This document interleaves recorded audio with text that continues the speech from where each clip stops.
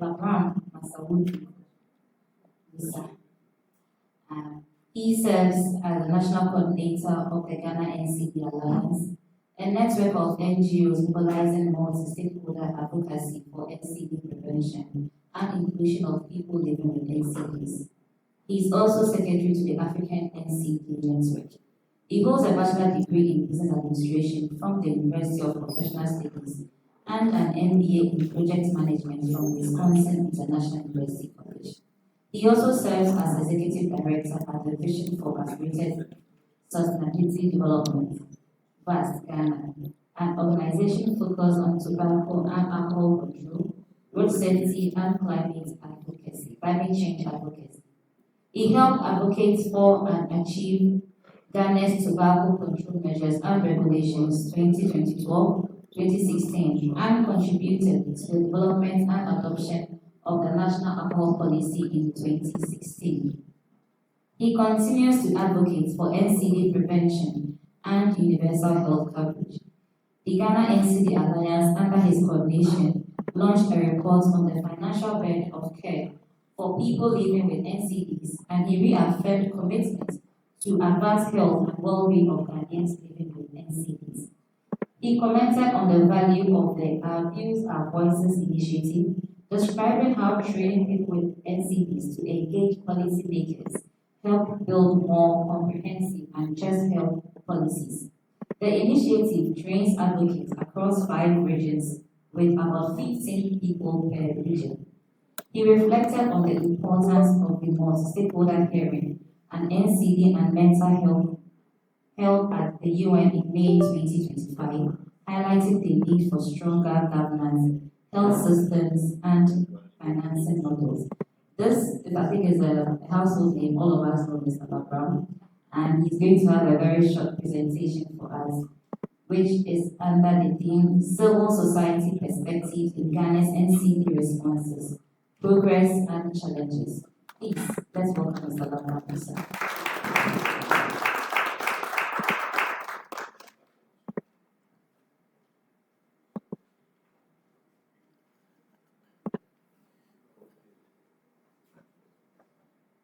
So thank you very much.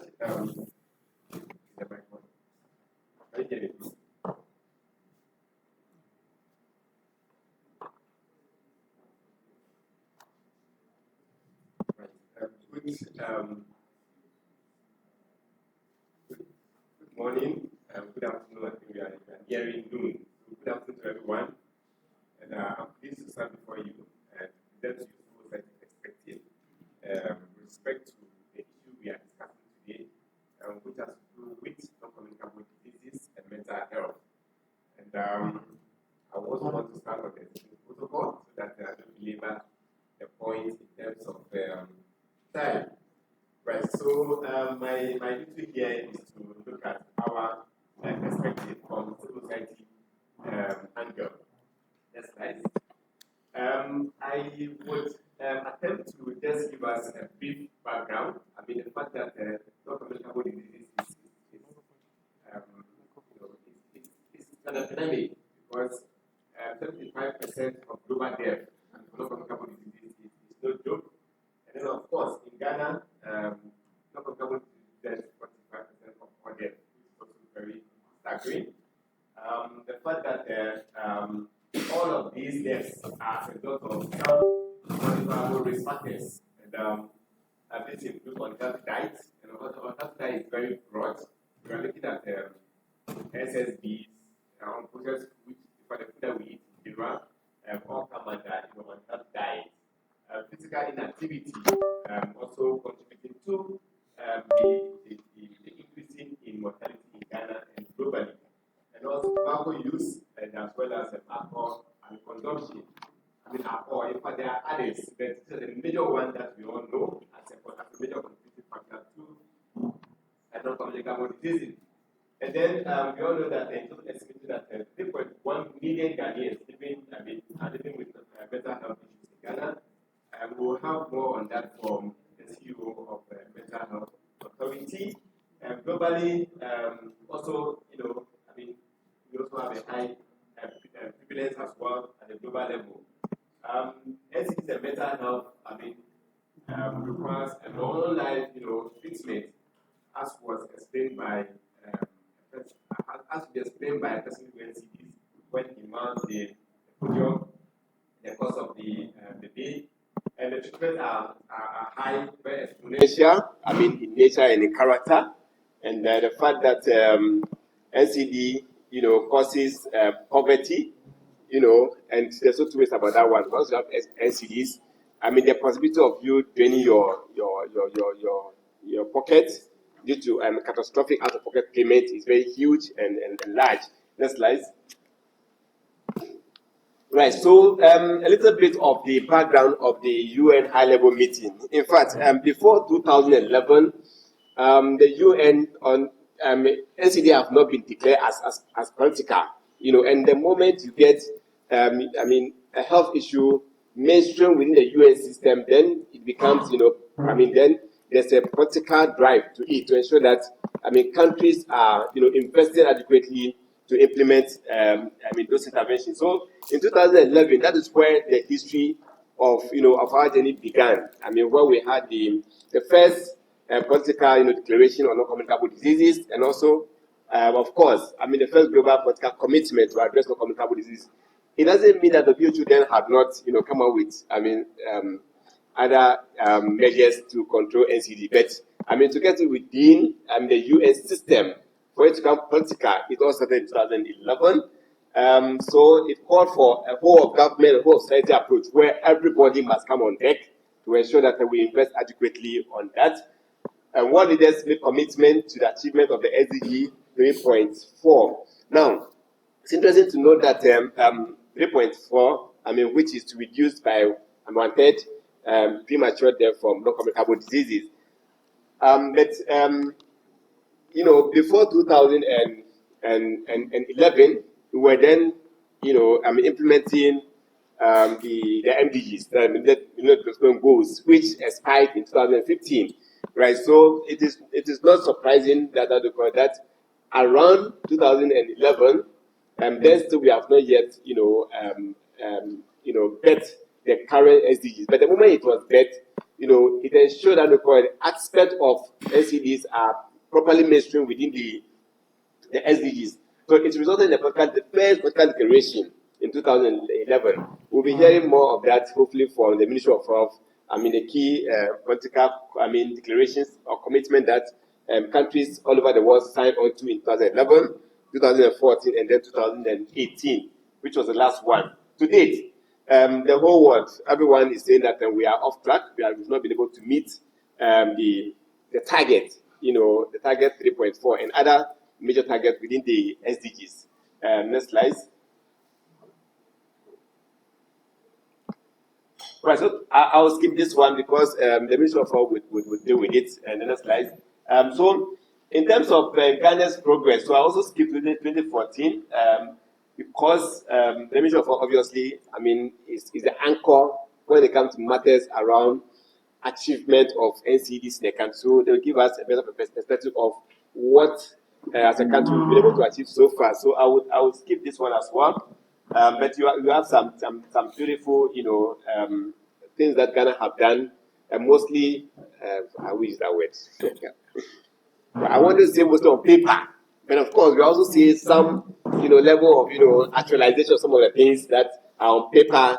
That have been reflected, right? So the role of civil society in Ghana's, NCD response. So what have been the role of civil society? So all the things that I listed, and the things that probably the Ministry of Health will talk about, at least civil society, we're very instrumental. We play a cardinal role, be it at the global level and national level, in contributing to those, achievements. So champion policy and advocacy contribute to the passage of critical policy frameworks, such as the Public Health Act, and our interest was basically around the NCD risk factors. So we have the alcohol mentioned in there, and they also have the comprehensive regulation and act around the tobacco control measures, which was passed in 2012 and then 2016. Then alcohol policy, which I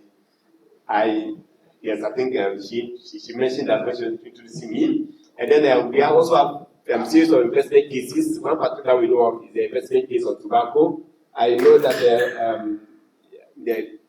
current Ghana is also working on some investment cases, and hopefully we will have them to help us to know the cost benefit analysis of implementing or not implementing or actually inaction on NCDs.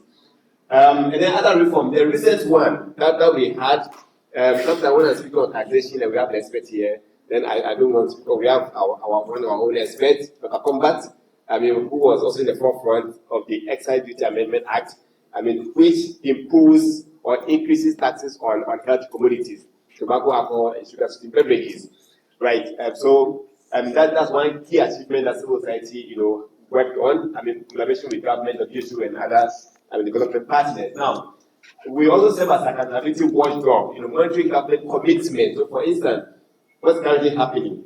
Civil society must monitor closely and then inform government what within their gaps. We've not done so well in that regard, but I think that this platform serves as a commitment to ensure that even after hunger, after September 2025, we will ensure that all the information we take note of them, and then consistently we knock on government doors on how far with this issue, how far we, so we are all checkmating each other, right?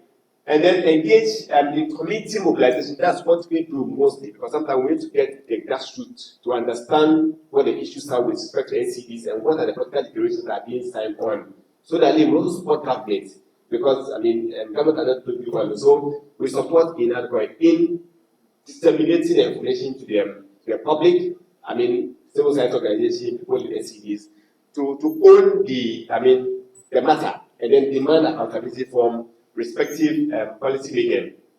We have taken research and evidence generation that supports in articulating our views, because without evidence, we definitely will not be able to make much headway in decision making.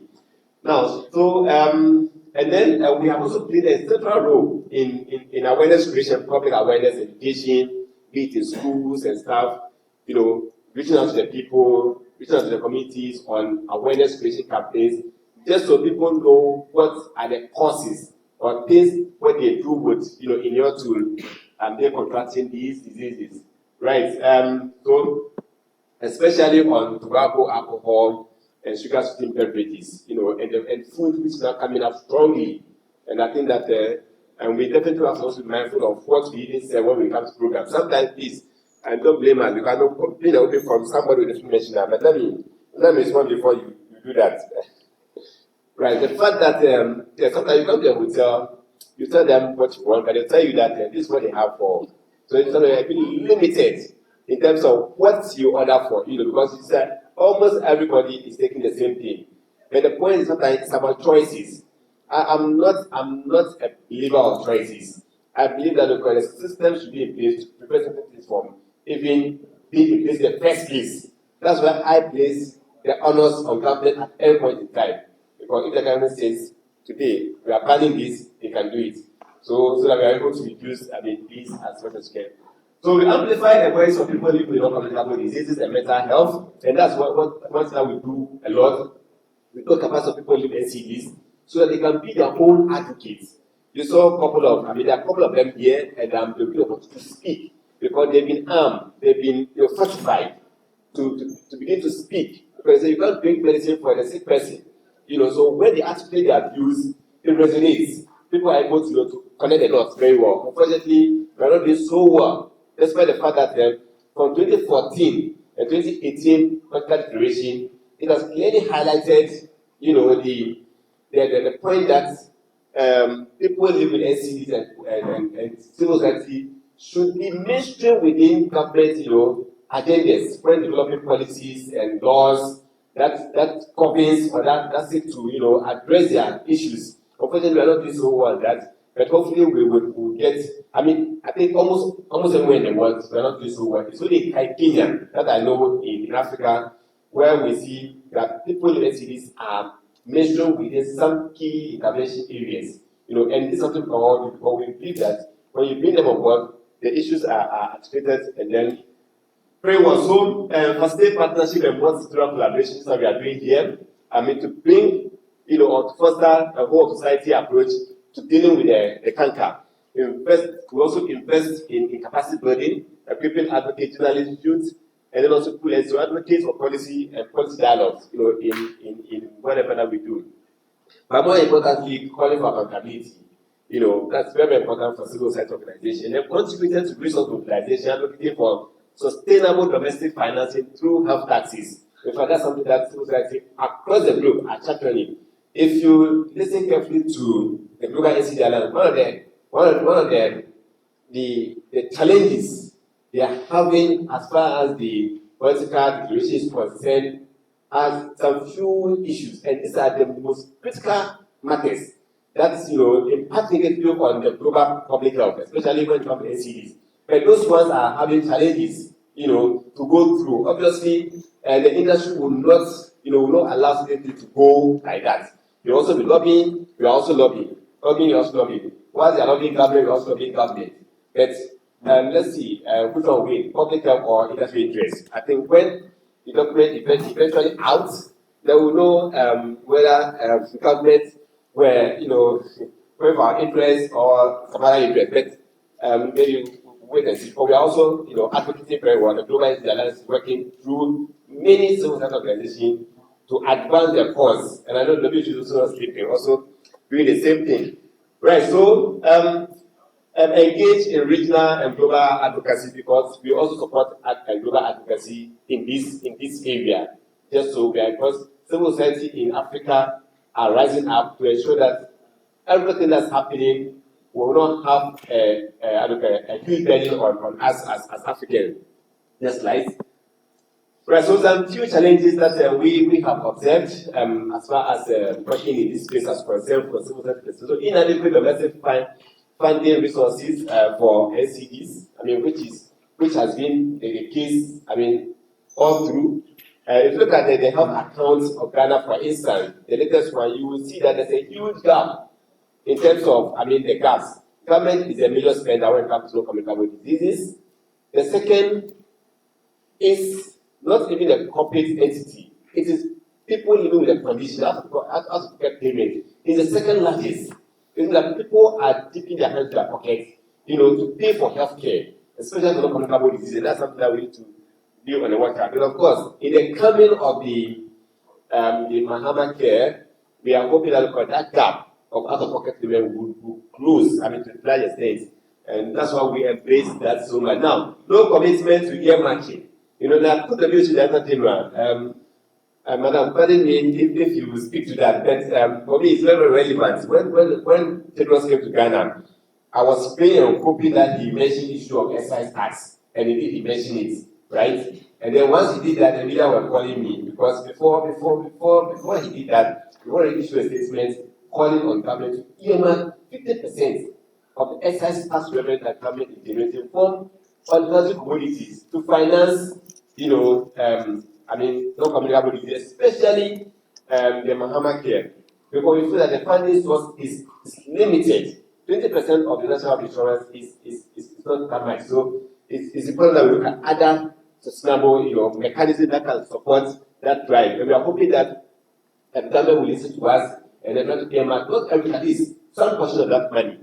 And then cancer and inadequate prioritization of preventive measures. Mostly we drive preventive campaigns doing World Tobacco Day, World Diabetes Day, we do all and then we go and sleep. So but we need to consistently and have a roadmap for, I don't know if you have come out something like that.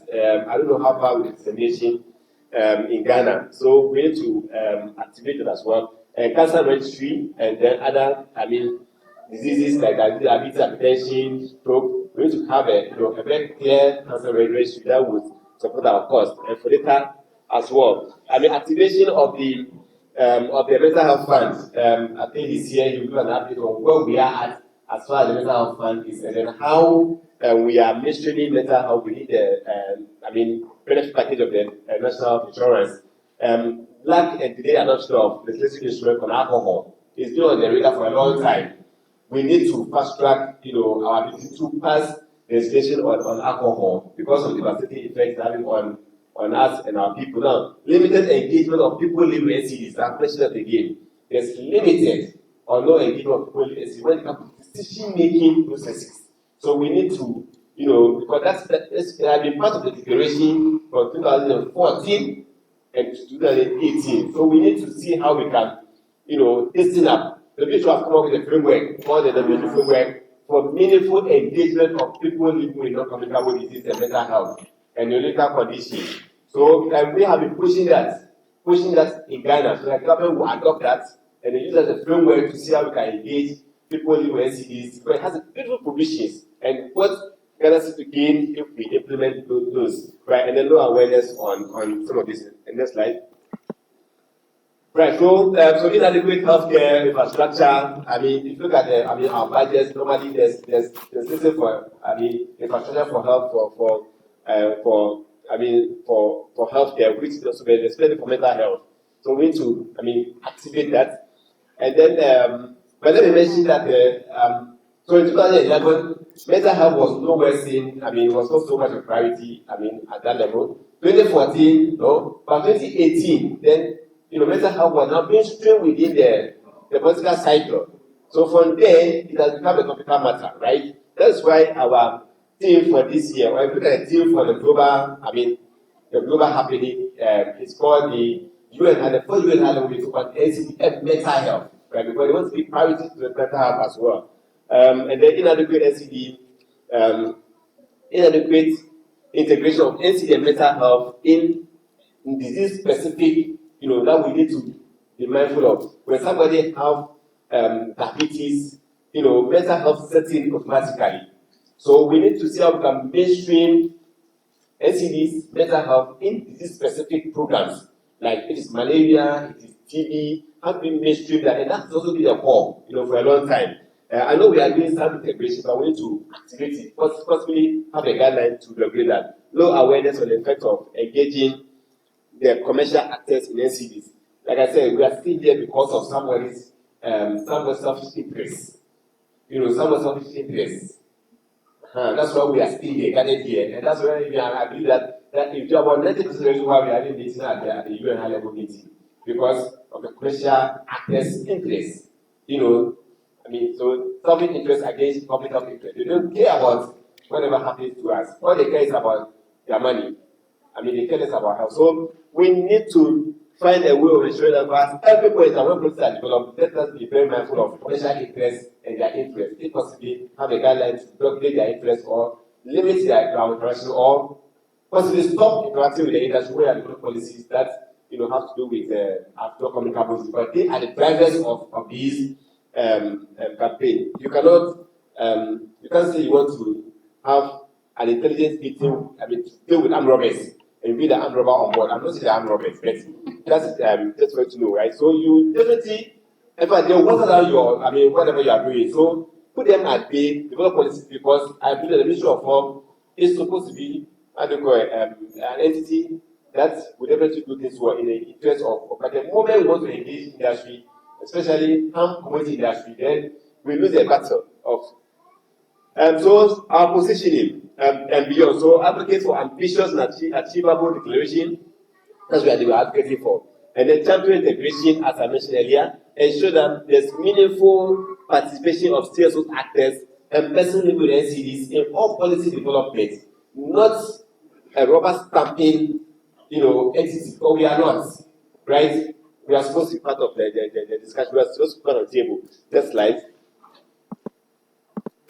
Right, so I will end my speech. See, when Tedros came here, like I said, I love this one so much, to the extent that he advocates for on our behalf. So I will just end by finally saying that Dr. Tedros, Director General of the WHO, recently held Africa Summit in Ghana, the African Sovereignty Summit in Accra. It is mentioned by the global partners, it is mentioned by the ministry, I'm also mentioned, so I'm sure the others will know. He urged African government to earmark at least 50% of the excise tax, from harmful products, tobacco, alcohol, I will extend it and look at all unhealthy commodities, right? To fund its healthcare delivery. So talking about all African countries. And for me, I was happy. I'm a man, you were there, right? But I was happy when he was speaking because our president was there, the health minister was there when he did that. that clarion, call. And I'm hoping that it will resonate with everyone, just to be able to have, a fit of purpose, policies. And then, so this is a clarion call. We need to prioritize this innovative financing mechanism and others to solve the many challenges faced by healthcare deliveries, in our country. I end my submission here. Thank you so much. I hope I was brief.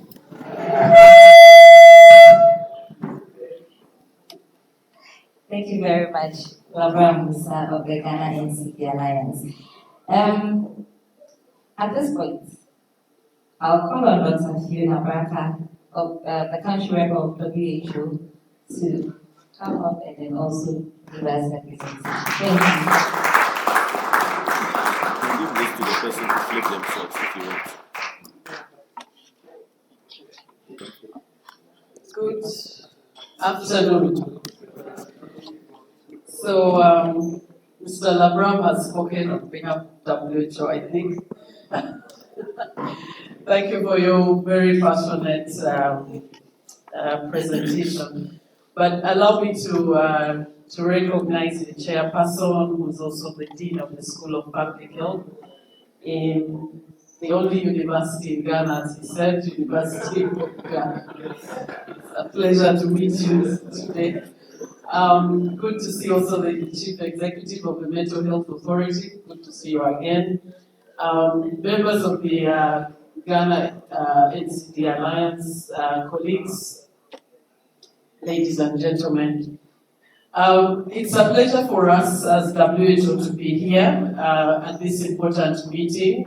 Thank you for the invitation to discuss an important issue. I think that the previous speakers have painted the statistics around NCDs, around mental health, which are really a concern to us as well as at WHO. In the last 10 years, NCDs have changed the world, and they are becoming the leading cause of death in most countries. The statistics in the African region indicate that NCDs caused 35% of all deaths in 2021, rising from 24% in 2000. In Ghana, we have had, they account for 45% of all the deaths. 64% of NCD deaths in the region are among those who are below 70 years of age, which shows us there is a high premature mortality. The probability of premature death from NCDs is 21% in Africa, higher than the global average of 18%. So we have a challenge that is on the increase. Only a handful of countries are on track to achieve the SDG targets 3.4 by 2030. And the evidence available is that there is no country that can achieve this target by addressing only prevention or counseling or screening, early diagnosis, and appropriate treatment of NCDs. It requires a combination of approaches to significantly impact NCD outcomes and to further progress towards achieving universal health coverage targets as set by SDG 3.8. The upcoming UN high-level meeting on non-communicable diseases and mental health that is scheduled later this month is a pivotal global event aimed at renewing political commitments and accelerating actions to prevent and control NCDs while promoting mental health and well-being towards 2030 and beyond. The meeting will bring together heads of states, governments, civil society, academia, and the private sector to review progress, address challenges, and agree on new, ambitious political declaration for integrated health system strengthening, sustainable financing, and multi-sectoral governance. This will form the core global framework for NCDs and mental health action, emphasizing equity, integration, and whole of society collaboration. This UN high-level meeting offers Africa, including Ghana, a critical opportunity to leverage global political momentum for integrated rights-based approaches, comprehensive mental health care inclusion, suicide prevention, and tackling of economic and social inequities to improve health outcomes across the continent. Our African governments, civil society, and partners are therefore called to actively engage in the process to ensure the final political declaration and subsequent implementation reflect the region's specific challenges and priorities for sustainable impact.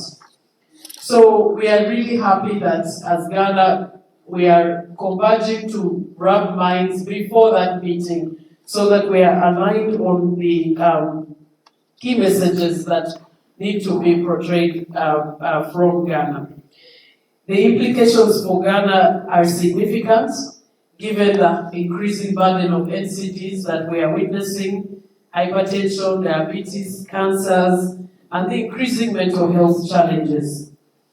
Ghana's health systems face pressure from these growing health issues, and this is compounded by inadequate funding and under-resourced mental health services.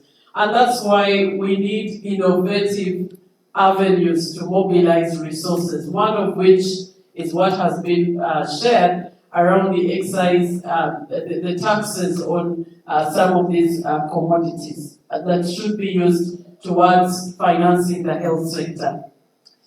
The new global political declaration and commitments from the high-level meeting can support Ghana in mobilizing resources, in strengthening integrated care, and in addressing equity gaps in health service delivery. So Ghana must continue to strengthen commitments to address the social and economic determinants of non-communicable diseases and mental health through inclusive education, safe working conditions, social protections, and reducing stigma and exclusion, especially for vulnerable groups and for persons with lived experiences. As WHO, we are committed to supporting Ghana to advance NCDs and mental health through proven best buys, as was indicated, stronger primary health care, wider access to essential medicines, tobacco and alcohol control measures, healthier diet and obesity initiatives, hypertension management, as well as implementation of the initiative on mental health, the DGSIMH, NCDs, and global diabetes compacts. So I want to thank you once again for this important dialogue and for the invitation to WHO to join you, and I wish you all successful deliberations. Thank you very much.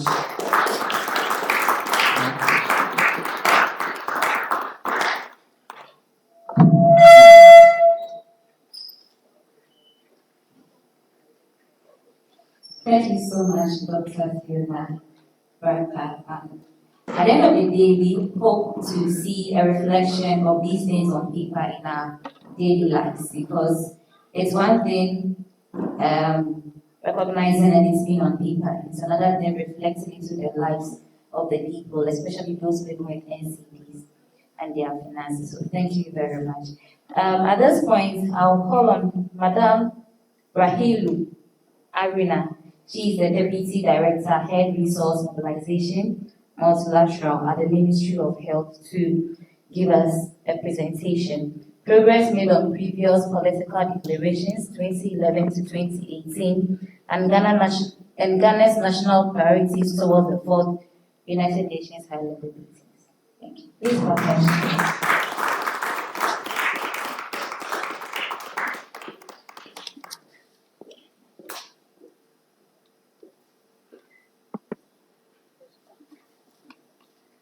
you very much. Good afternoon, Mr. Chair, the World Health Representative to Ghana, distinguished ladies and gentlemen, standing on all existing protocols. I make this presentation on behalf of the Ministry of Health. And our task here is simple to give an indication of the progress on the previous declaration on the NCDs that has been ongoing since 2011 to 2018 as we prepare for the 4th UN HLM meeting. So by way of outline, the presentation will look at the global declarations, our global progress and the gaps, Ghana's response as a country and the data we have, strategic priorities for us as a country as we prepare for the meeting in September 25th, and then call to action and next steps. So as a country, Ghana, we have been members of the UN, we are members of the WHO, and so these declarations that have been made, we are signatory to it.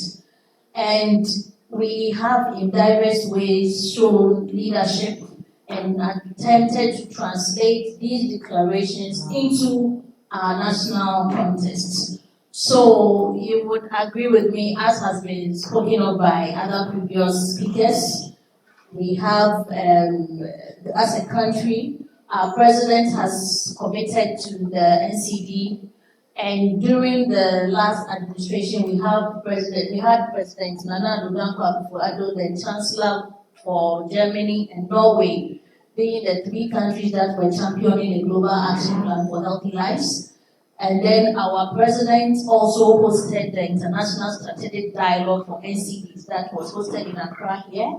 And then he chaired on 2 occasions the high-level global NCD meetings on the margins of the 2 previous contests. So in terms of leadership, we have shown a lot of leadership in the space. We have decapped our national health insurance to free some money to be able to respond to NCD. We have put governance structures in place by constituting an intersectoral working group that is supposed to oversee NCD. So we have in diverse ways attempted to translate these national global priorities into our context to be able to respond effectively to NCDs.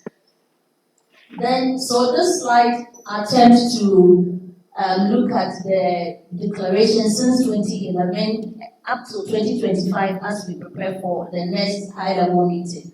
So in 2011, there was a high-level meeting on the UNGA, and in this that was where the issue of NCD was raised as a developmental issue at that high level. Then we came into 2014, we were tasked as countries to develop national multi-sectoral action plans to address NCDs, to improve our health systems and implement the WHO best buys. The WHO best buys are the essential services that are needed to address NCD, and they are also cost-effective strategies and interventions. Then we went into 2018, where mental health was included. Prior to 2018, it has been NCD. Then in 2018, the focus again, mental health was re-echoed and added as a key area of intervention. So now we are going into 2025, and the key thing here is to renew political commitments that have been made by countries, and then again to promote mental health and well-being towards 2030. So this is the trajectory of the political declarations on NCDs that have been adopted at the UN. So what have these political declarations mentioned? Key amongst them is to strengthen the whole of system, whole of society approach. It's a systematic issue. It's not supposed to be siloized. Then again, advanced multi-sectoral action and sustainable financing. You would agree with me, NCD is not only the business of the health sector. Different sectors of the economy have a role to play. And so if you don't bring them on board, it is very difficult to address this menace. Sustainable financing is key because it is expensive. And you need to have a financing mechanism that is sustained so that you can be able to address the issue adequately. Then again, stronger health systems for primary health care. So health systems are very important. You have governance, you have financing, you have human resource, you have technology. All these blocks of the system must function effectively to be able to address the issue of NCDs. Then tackle social and commercial determinants of health.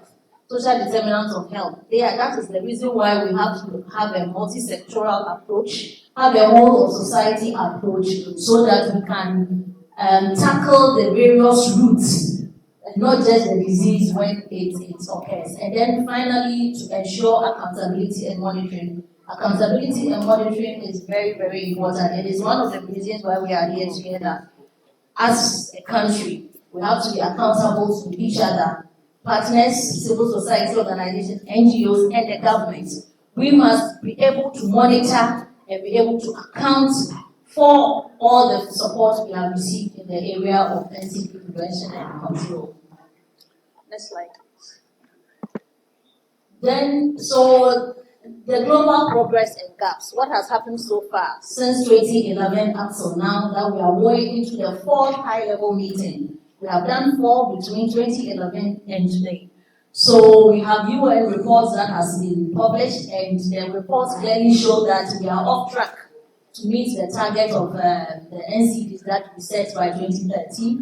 And you remember, COVID alone is one of the things that really took us back. So we need to quicken our steps if we really have to meet some of these things. Then mental health and NCDs are accounting for about 43 million deaths annually. Currently, there is still, even though we have been asked to use the multi-sectoral approach, still the interventions and the efforts are still siloed. They are underfunded. They do not complement each other. You find partners in space where they are all doing the same thing, hypertension. Meanwhile, there are other areas that need to be addressed. So with this siloization is one of the things that really kill our effort to address NCD. Then the draft 2025 also has introduced 3 fast-track targets, and these are looking at, this target is basically 3 affordable medicines, having a multi-sectoral plan, and then monitoring and surveillance for NCDs. Persistent gaps continue to be faced. We have industry interference, child protection issues, climate health links, and then social participation. So our civil society, we have been working with civil society to really push this cause. And I must admit that they do keep us on our toes as government. They are always giving us, insights and coming together, holding forums. And one key forum is this. Very few countries have an opportunity to meet like this as a country, to even deliberate on what they think as a country should be said. And so this kind of collaboration with WHO and all other stakeholders is a very important one. So they continue to also be confronted with commercial determinants, climate resilience, integrated people-centered systems. They continue to advocate for inclusivity, youth, lived experience, civil society accountability mechanisms. And we are here, we have our people with lived experience to share with us. They continue to advocate for the scale-up of the WHO best advice, and then the issues of sustainable financing. I know Labram and his team have been very proactive with us in our engagement with the Ministry of Finance to even get some resources from the NHLM levy, taxes, and so it's one of the key things to help mobilize the adequate resources that we need, and then also for sustainable financing. And then one of the priorities is to expand and protect the health workforce. Health workforce is a component of the health system. You need the human beings who would work. If we don't have the necessary HR needs, we will not be able to address this issue. And currently the gap is about 11 million. So continue to prioritize for this to be able to get the relevant workforce. Then, next slide, please. So our path to 2025, we are going into 2025, and it's just about 3 weeks or 2 weeks, yes, 3 weeks. And we are going to talk about another commitment. Heads of states are gathering, ministers are gathering, they are going to commit again, to key roadmaps that we need to use to be able to address NCDs. So this UN high-level meeting will convert our commitment into measurable action. You remember throughout 2011, we have been committing, but we are still lagging behind. So we want to renew the commitment and then this time have measurable actions so that we can all be accountable to each other. Then this one high level will also look at ensuring justice, accountability, and equity in NCD and mental health. And that's what the theme of this high level meeting, equity and integration. How we don't want siloized implementation. We want to integrate the efforts that are being done and then ensuring that no one is left behind. Those who need services must have services. Then it will also provide a roadmap toward the NCD 3.4. Then much works with bold action at the UN high-level meeting. So from global to national, how have we translated these global priorities? Our current policy on mental health, our strategic policy on NCD, the national policy on NCD are all aligned to these global priorities. We have not gone outside the framework of the global priorities. We have ensured that we have aligned so that we can be able to track better. And then our policies and data have informed localized action. We conducted some step survey. We came up with the key data, and we are able to know that these areas in the country, these are the kind of issues that we are facing. Then we have focused to also accelerate our progress towards the UN high level in 2025. So we've also developed our NCD and Diabetes Compact 2022 to 2030. That I mentioned our national NCD policy and strategic plan, and this is the basis for our current intervention as a country within the next 5 years. I think we're almost, this year will be the end, so soon will be the end of this strategic plan for it to be reviewed again. And then we are also talking about integration of mental health into primary health care as a country. So the step survey that I mentioned, we conducted our first ever nationwide survey, and key issues that came up was on tobacco, alcohol, physical inactivity, poor diet, hypertension, obesity. And then the survey also provided national and regional prevalence data that is informing the interventions that we are putting in place. Then I mentioned again, following the step survey, we didn't end there. We conducted a small area estimation survey, and this is going to be, this findings is going to be, it's going to be shared with a wider group next week, I think 10th September, by the consultants who was employed to support us to do that. And this estimate actually gives granular data for the districts and the other zonal areas so that we really know where to allocate the necessary resources that we are supposed to, with the little that we have in our pot. Then, what are the key challenges and gaps that we have faced as a country? We continue to face inadequate financing. Our health budget that we always have we've not been able to meet the 15% Abuja target. And so you would agree with me that financing for NCD and mental services is still inadequate. But efforts are being put in place to at least improve it. And that is why you see the Mahama cares, you see the primary health care changes that we are all witnessing now. Then we have this issue of uneven integration into primary health care.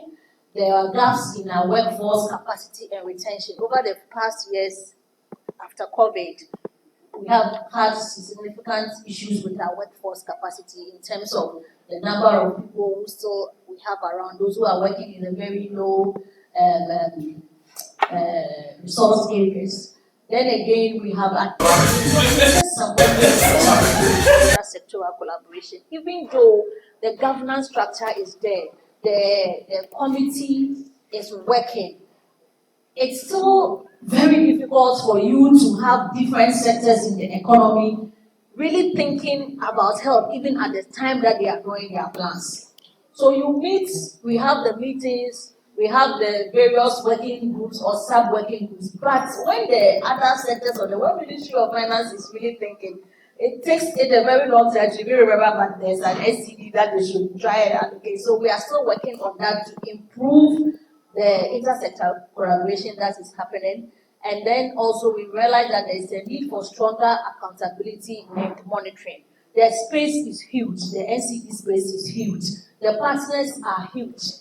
Different components, different aspects of NCD is implemented by different partners, and so it's sometimes difficult to really know who is doing what. So this need for stronger accountability and monitoring is something we have actually observed, and you can see that this is one of the key things that is going into the fourth high-level meeting that is coming on September 2025. Next slide.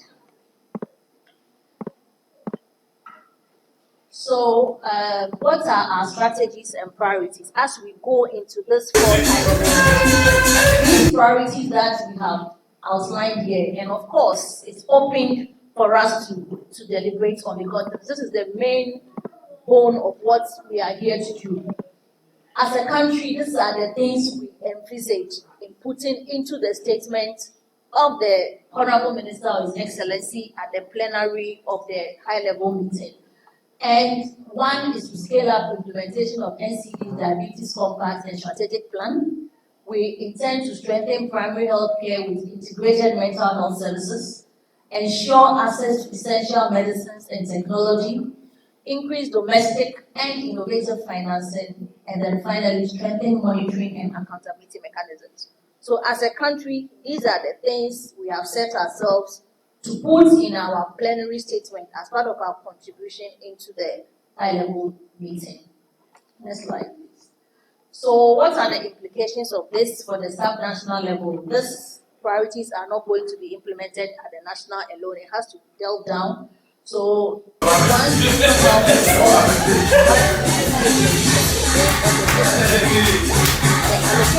is done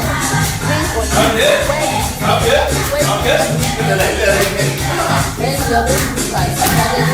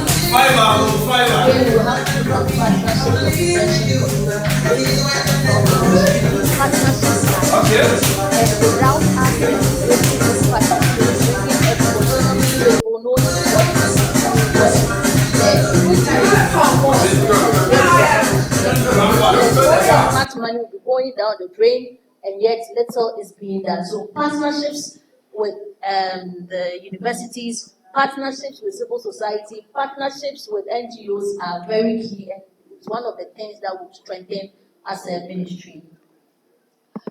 So what are next steps and call to action? We are going to accelerate progress before 2030. So that we can have Ghana on the trajectory for SDG 3. As at now, we are not on it. Using our steps data to shape our policies, we will secure sustainable finance and ensure that accountability frameworks also work for us as a country, so that everybody will be comfortable that if I put my money here, these are the results that we are getting. Everybody is aware of the results, and then we continue to be able to have the opportunity to mobilize more resources. So, in a nutshell, as a ministry, these are our thoughts, and we are open for us here to contribute to this slide, especially the last 3 slides, on what we want to say at the high-level meeting. Thank you very much.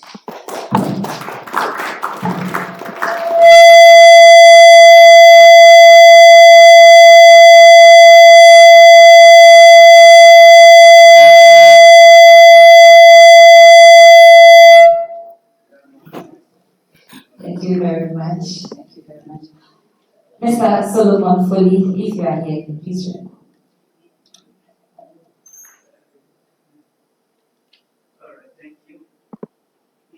Please take over. All right, thank you very much. Good afternoon to all of us.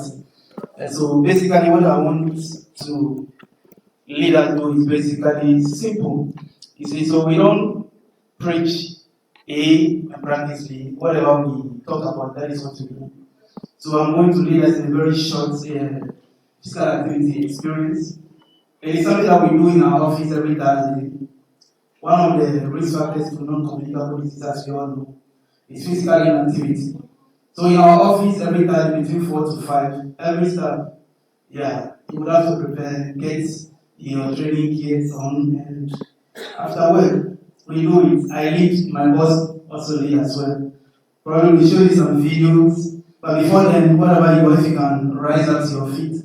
We've been sitting down for quite a long time now. Yes. Practically something simple, just, I like the way our chairman do it. Just stretch your hands, open up your hands, you can flip it up and down this way. Yes. Just stretch. Whatever you can also shake your legs. Shake it. Depending on the jeans you are wearing, you can lift your legs up this way. I have to make that game very important so that it's very important. Alright. So shake it this way. Twist and turn the waist. Twist and turn. I love it. Alright. You can take your seat back once again. Thank you very much. Laura, I like what you're doing. You can continue. I know it's like you're going to measure logic. So again, if you have some evidence based on what I just did or shared, and we've written a proposal, we are here to engage with the Ministry of Health and then bring us some key stakeholders. We want to ensure we are able to institutionalize it, that every government sector, would have to adopt it. Probably I remember when we had the World Physical Activity Day, we partner with the Ministry of Health. They have a nice, sheet for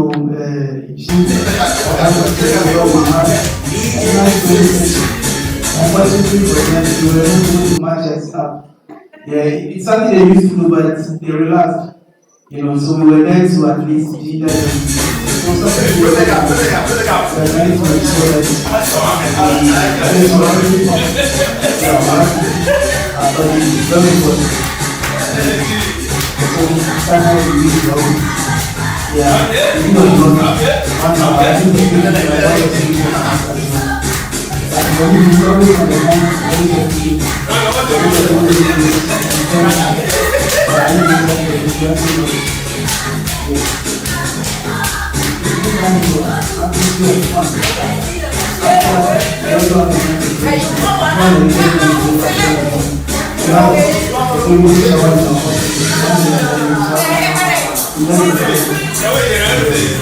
that's what we do.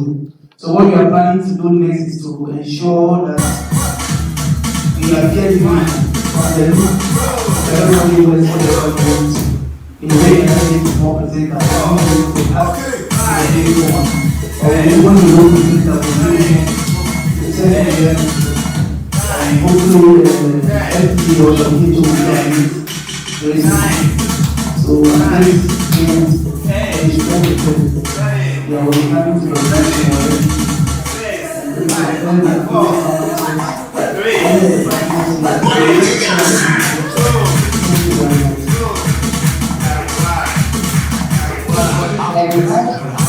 But police have told you all that one just that I will challenge you with this. Thank you so much. At this point, we'll be taking some brief statements from some of our partners, and I would like to call on Clinton Health Access Initiative, Eric Compton. Please come for the message. comments. All right, thank you very much, Mr. Chairman, and all protocols observed. So I'll just be giving a very brief statement, which is being reduced to 1 minute. But just to say that we are fully aligned with the commitments and the presentation, especially from the Ministry of Health. And just to reiterate, just on 2 points, which I think have already been captured in the discussions previously. So the first point again is that we want to still reinforce or reiterate the fact that access to essential and innovative NCD medicines and technologies, also for mental health, is key. And we want to make that recommendation that Ghana should champion the language in the political declaration that commits member states to improving affordability, availability, and equitable access to both essential medicines and then the newer technologies that are coming up.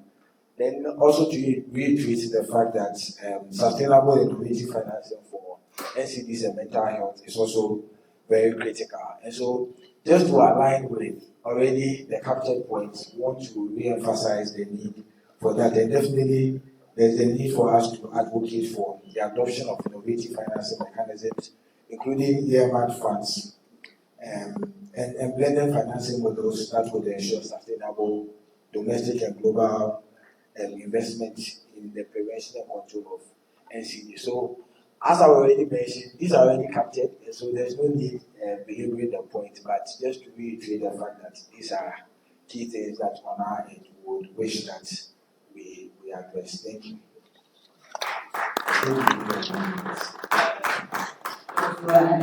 Thank you very much. Now, I would like to call on the CEO of the I'd like to call the Mental Health Authority CEO, Dr. Eugene Kobla Dodi. Please help us get the name correct.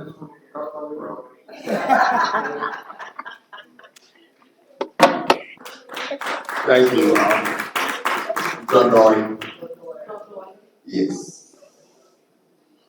Thank you very much for this invitation. I was given 3 minutes. So all protocols observed.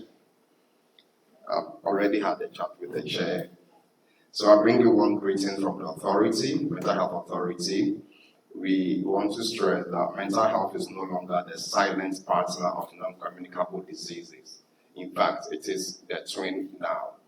Okay, so we know that depression worsens cardiovascular and diabetes, outcomes. In fact, when it comes to medically, there is a sign of cardiovascular accident or heart attack, which is a sign of impending doom. So we are not even sure that it's an anxiety or it's a vascular event. So they are very linked. We know that harmful alcohol use and substance misuse accelerates hypertension and heart disease. We know substance use disorders are a problem now. We have the opioid crisis now. Last week I was on TV talking about red. They said red or winning red. Winning red. Yeah, but not red. So no problem. Then we also have our young people with screen addiction, and then stigma prevent them from timely access to care. So unless NCDs and mental health are addressed together, Ghana cannot achieve universal health coverage or the sustainable development goals. Ghana has already shown a very bold leadership in this area. And this was 2 years ago, we were able to decriminalize suicidal behavior. So we had this as a law from 1960, that if you attempt suicide, you are guilty of a crime. So actually people who are sick were being jailed. So we have shown this way by, and this was not just a legal change, it was a moral and public health turning point, moving us from punishment to compassion, from silence to openness. That momentum must now drive a transformation in service delivery. So allow me to highlight 3 priority pillars in Ghana's roadmap to this UN high-level meeting. 1, we want to have a universal primary mental health care. That was I was discussing with the chair.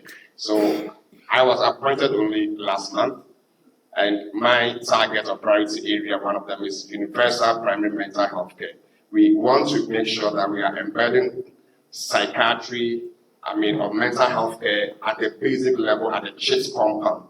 So with that, we hope to achieve that by attaching residents who are trained to become psychiatrists, maybe coming from examining them, to be attached with community mental health officers who are the lowest rank. So when they are attached, they will provide the virtual assistance to these people. And this innovative model would decentralize expertise and ensure that mental health is not a specialist luxury in Accra and Kumasi, but an accessible service in every district and community.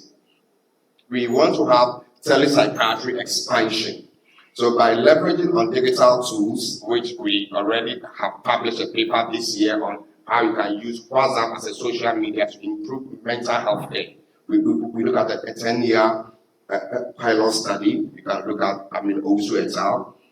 We are breaking the barrier of distance. So telepsychiatry will ensure that no Ghanaian is too far, too poor, or too stigmatized to receive timely care. This aligns with the National Digital Health Agenda and offers a scalable and cost-effective model. The third pillar is workforce training revolution. So our greatest human capital as a nation is the human resource. We want to prioritize continuous and specialized training of all cadres. So nurses, psychologists, psychiatrists, we want them to all have a specialized training to prepare our workforce not only for today, but for tomorrow's NCDs and mental health burden. Because as we advance in technology, we also advance in nuanced care, and we need the specialists to be there for tomorrow's emergencies. These priorities cannot stand without a foundation.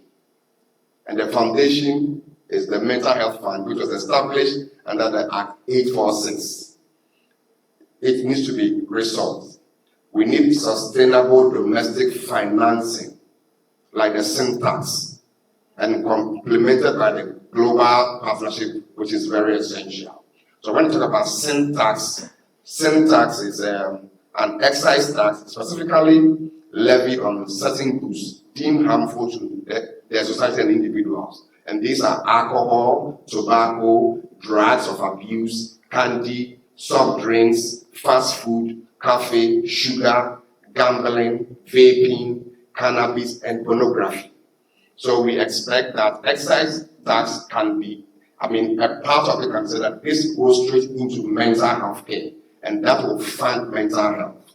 We must also invest in Ghana-specific epidemiological data and research, which have been in discussion with the Dean of the School of Public Health, that we do not want to just have policies, but policies driven by evidence. So colleagues, Ghana is ready to contribute to a global declaration that is not only ambitious, but people-centered, one that places the human being with body and mind at the center of development. As my people my elders in my holy village of Ningadume will say, when the drumbeat is clear, the dance of the people is steady. If we set the rhythm right, the integrating NCDs and mental health care, our people will not stumble. They will not only thrive, but they will also have improved quality of life and become more productive. Thank you very much.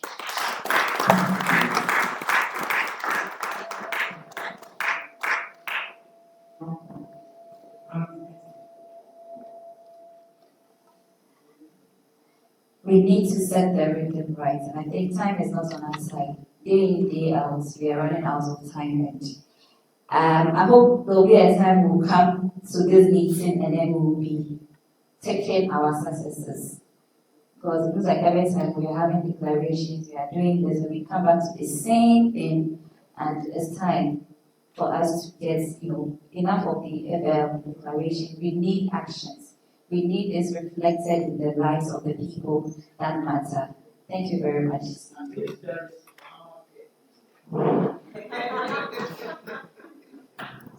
Especially, can I comment on that?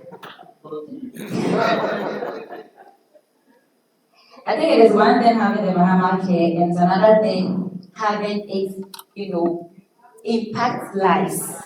So I think the speech here is you have it, but how is it impacting lives? Who are those who are benefiting? Usually when we have policies, it looks like those who really need it don't even get access to it. Those who need it don't even get the information. And so they go to the hospital, they have no idea that, oh, they are entitled to this or they are supposed to get this. So it's all boiled down to education. We might have nice policies, and I think in Ghana, one of the best things we do is we have very nice policies, we want to do this, we want to do that. For us, it's one appreciation. Which is presentable, but I mean, as you said, this is very delicate, and so we need to up our games, and at the time is indeed running out. Without wasting time, if we have a rep from the National Health Insurance Authority, brief statement, National Health Insurance Authority. Anybody? Okay. So, farm access.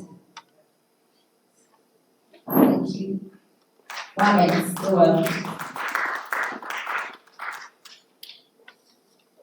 Thank you very much. Good afternoon, everyone. Just to add on to what has earlier been said, I think we cannot belabor the area of health financing. To add on, just to throw a little bit of light on what Farm Access is currently doing with the NHIA is with respect to value-based care. We are exploring the concept of value-based care in health financing, where payments are made or tied to health outcomes. So we want to echo that as an avenue where we can champion as a country in managing NCDs. Another area that we would like to highlight is using technology and data for system transformation. We can't belabor that. Technology is here to stay with us. How do we leverage that?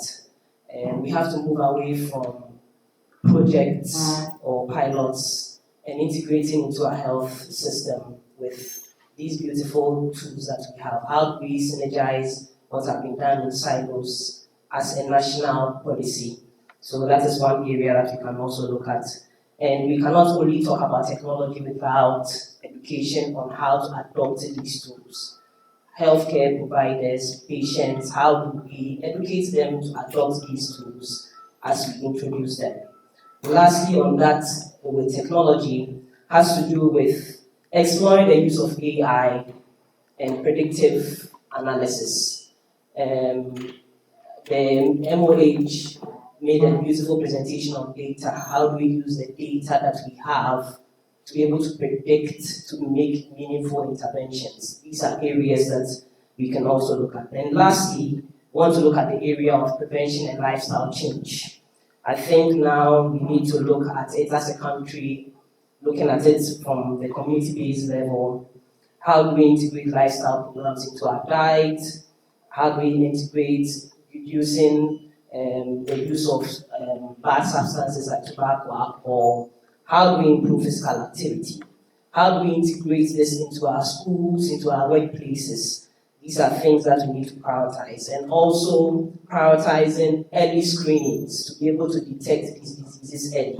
So expand the scope of screening services in the national system. And lastly, looking at prevention as not only as a health intervention, but also on the economic policy level.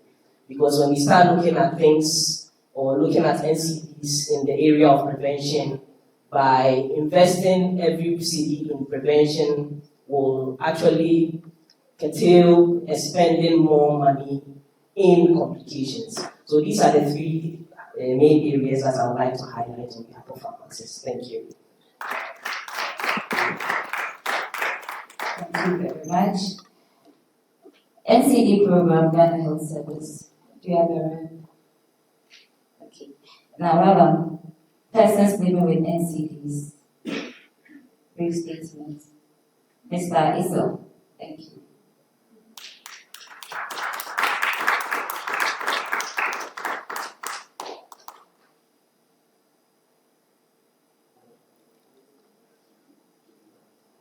It is your working day. You have 30 seconds. Go. Thank you. Thank you.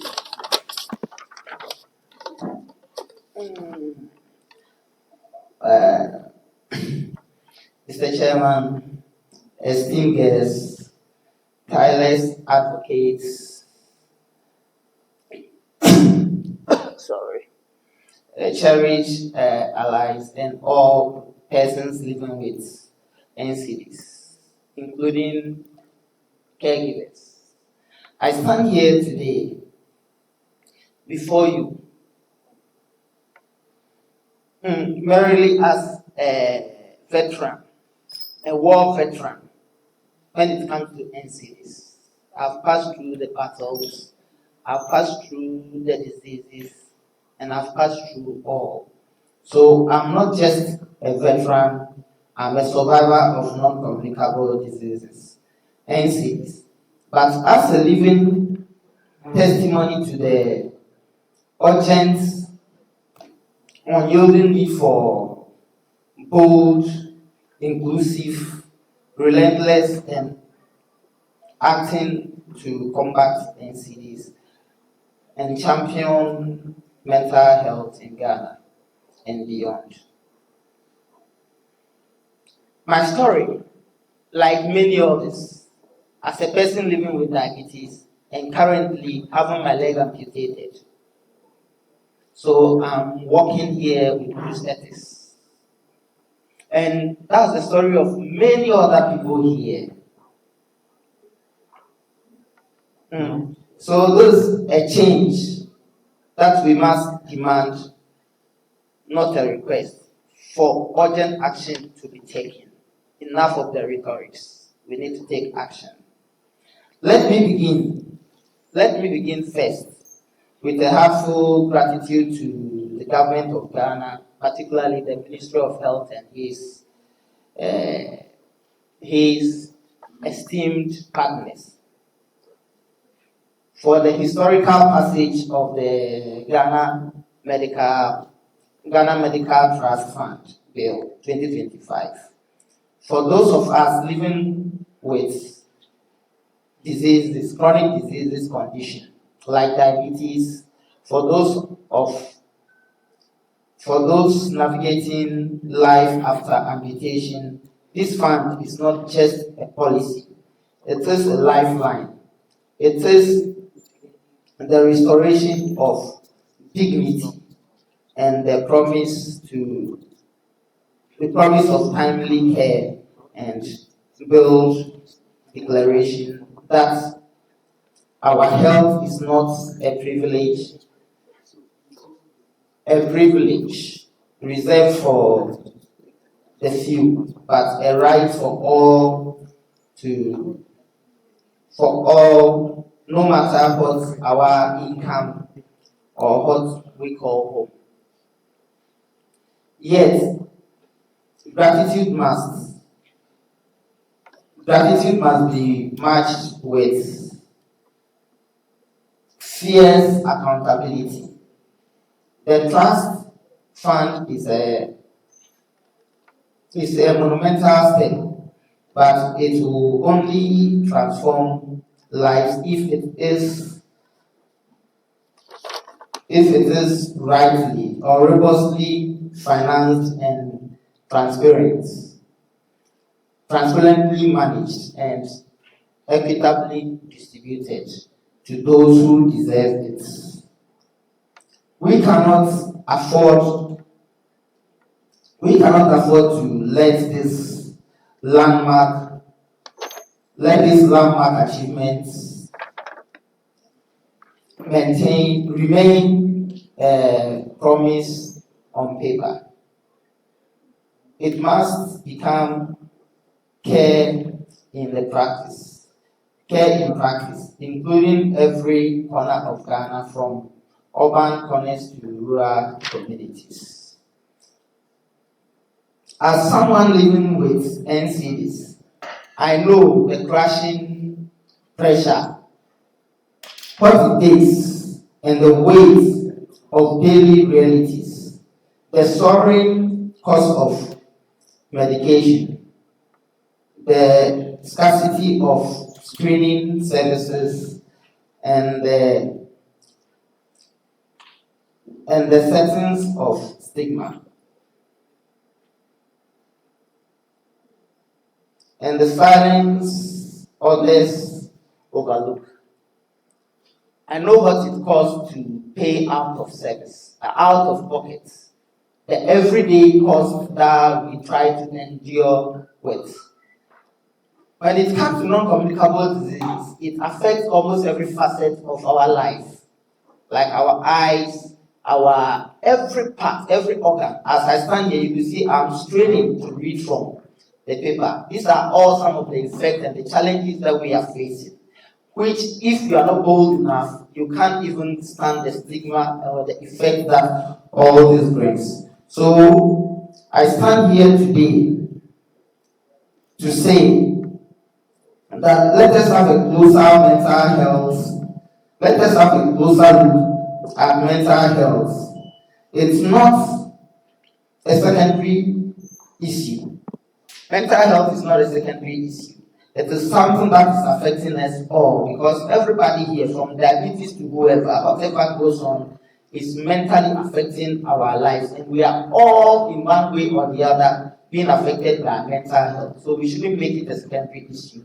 We should take it serious and make sure we work on it to help us achieve the SDG goals that we need.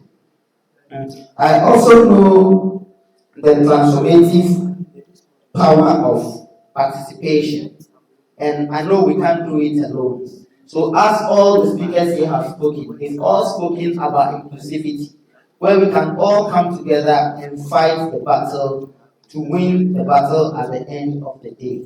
So we shouldn't work in isolation, and we shouldn't let our words be rhetorics or just thoughts as we always have it on paper, but in reality, we don't do anything about it. So that we go to seminars, meetings, and other places, and we just give nice speeches. But when it comes to reality, we who feel it knows it. We who go to the hospitals, we who go to the other places knows how it is and how it feels. Because we at times face situations that can be prevented and must be prevented. But we always go to meetings, it's addressed nicely, but when it comes to reality, we are the ones facing the things, and whatever we face is different. This meeting must mark a turning point.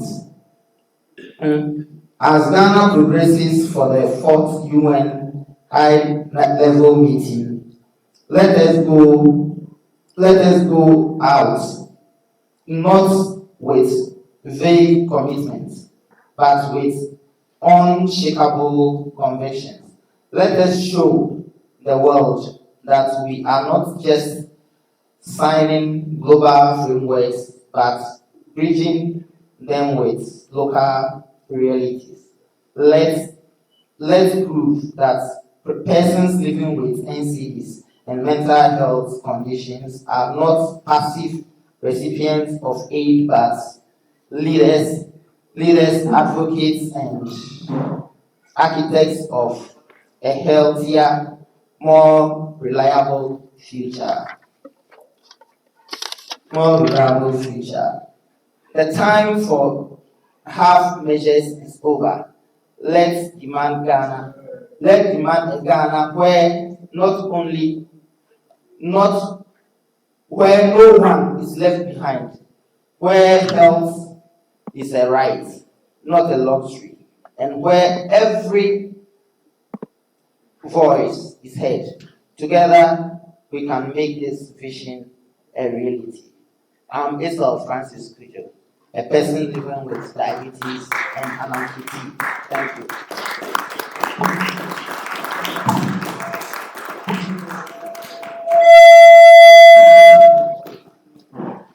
Thank you, Mr. Isel. Let us not work in isolation.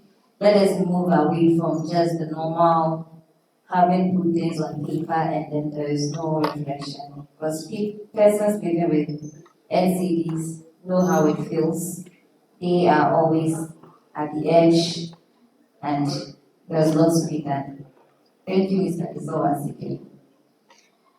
Now, at this point, I would like to have a moderated session, consolidating Ghana's national priority towards the fourth UN high-level meetings on NCDs.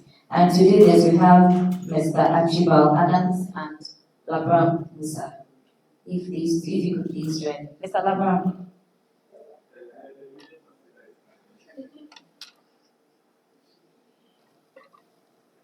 Oh, you are not clapping for Mr. Adams.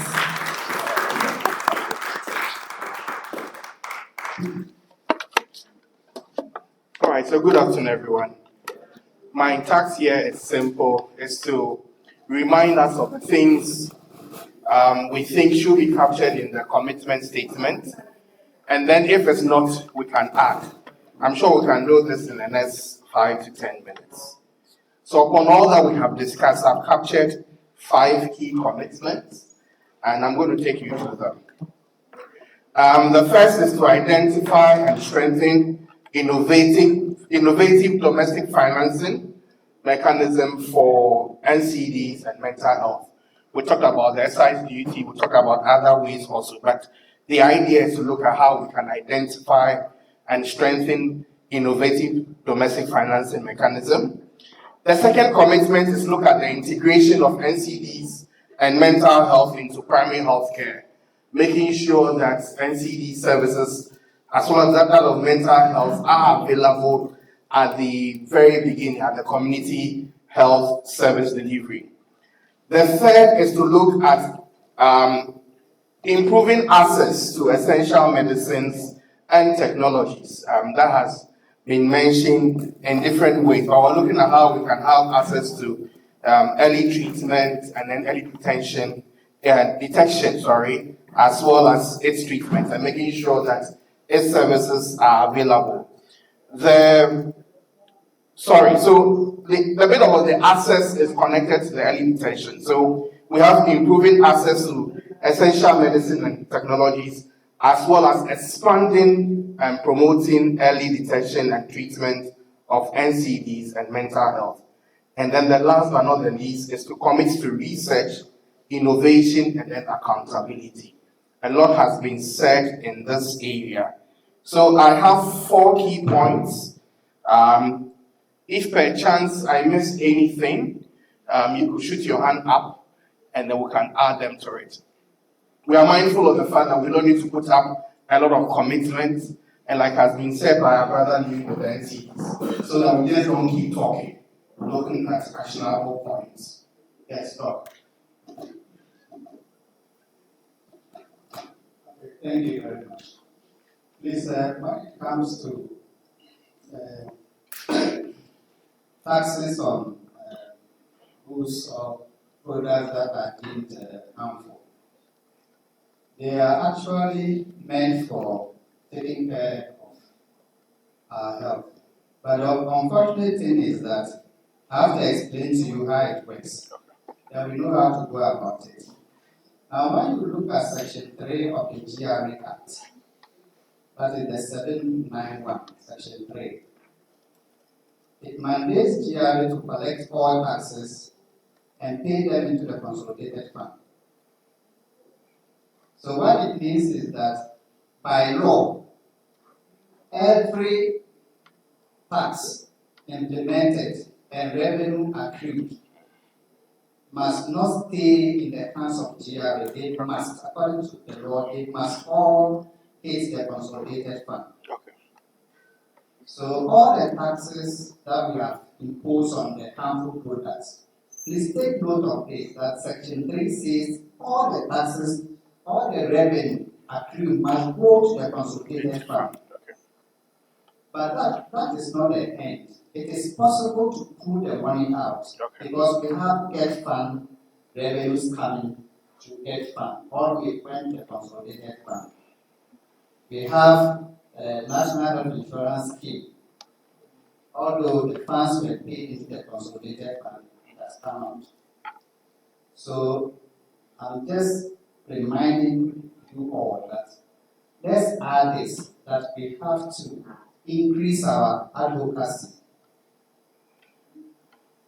We have to increase it so that there's a way that the money that has gone to the consolidated fund, part of it can be channeled to healthcare. We have the Ghana Trust, the Medical Trust Fund, is that what it is? Act 1144.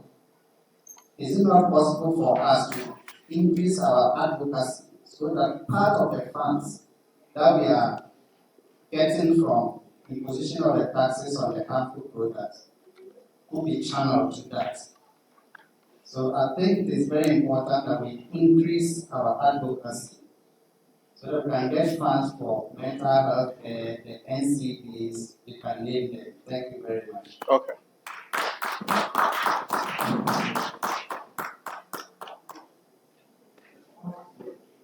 All right, thank you so much. So we'll update our commitment and look at increasing advocacy for a sustained financing mechanism.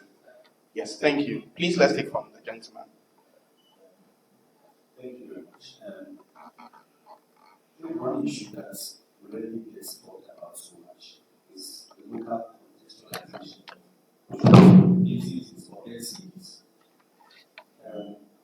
When we are asked how is diabetes called in our language?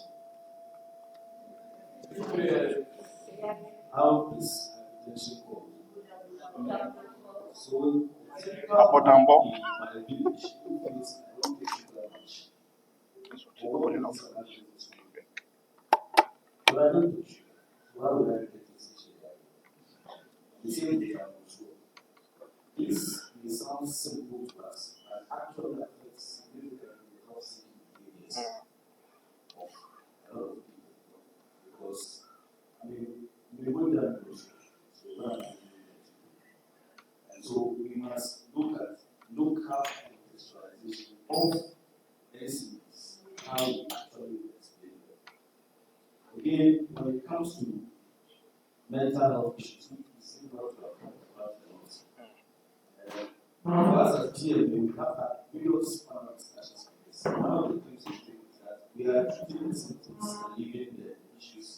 So, mental health issues, there's actually a huge pandemic going on, even affecting us as workers. And we are tackling the top part of this.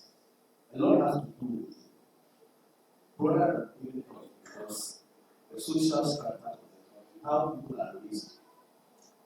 Myself and you probably, we used to play football. Each of us will have been or get that so we felt pain. We felt pain before. We've been teased about some girlfriend that did not ready for those before. So we don't discuss about that. But then you realize that currently our kids are on the phone, they don't have human interactions, the first time they are feeling pain is what they actually feel, so they don't even know how to react. And so they react to various ways and it's causing lots of problems. So we think that maybe as part of our community, we should talk about the local contextualization of the NCD issue and that so that it's relevant to the people and the grassroots. That I think will affect the possible communities and improve people actually seeing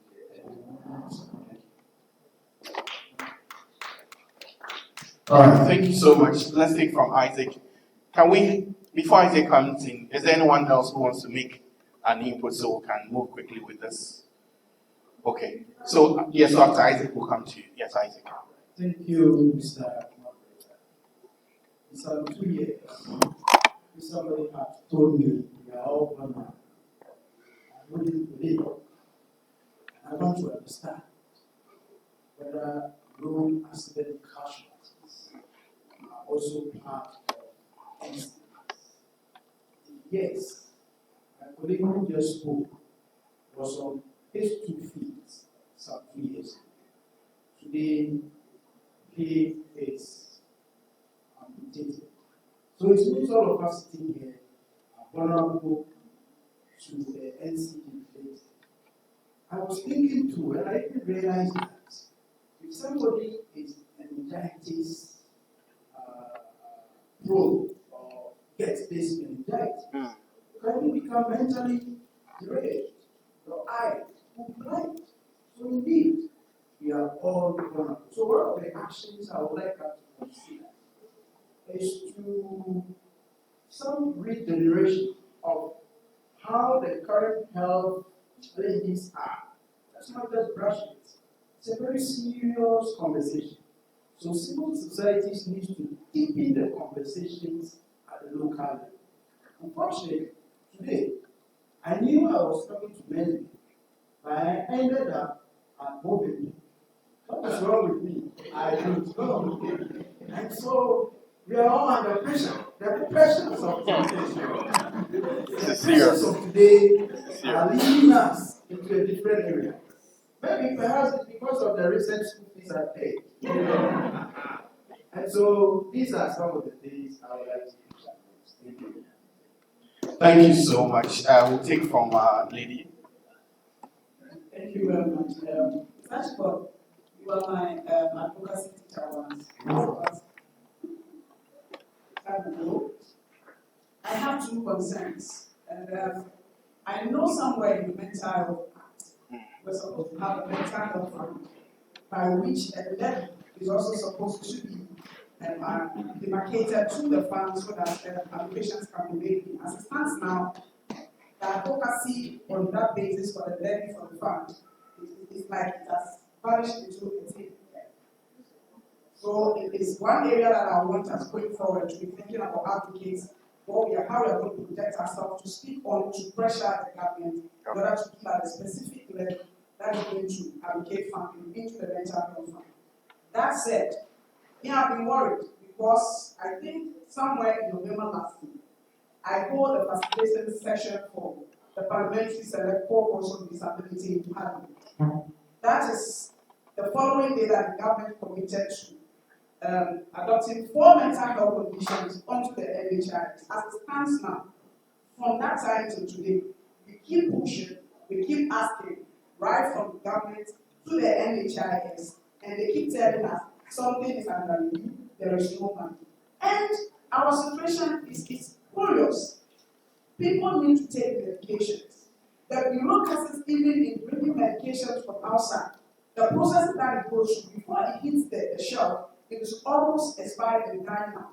So what do? We have pharmaceutical companies in the country. Is there a way that we are going to support government and push so that they can standardize with equipment? If we cannot buy from outside, then we should produce it here, produce it in the best premium quality for us to be able to have access to it. These are the 2 main concerns that I would expect. All right, so these concerns, okay, we'll take the very final one. These concerns are well noted. When you spoke about the mental health, and I felt so guilty. So we'll take it up. Yes. Thank you. Thank you once again. I think also we should also have a second look at treatment structure, the trial that we have in our various hospitals.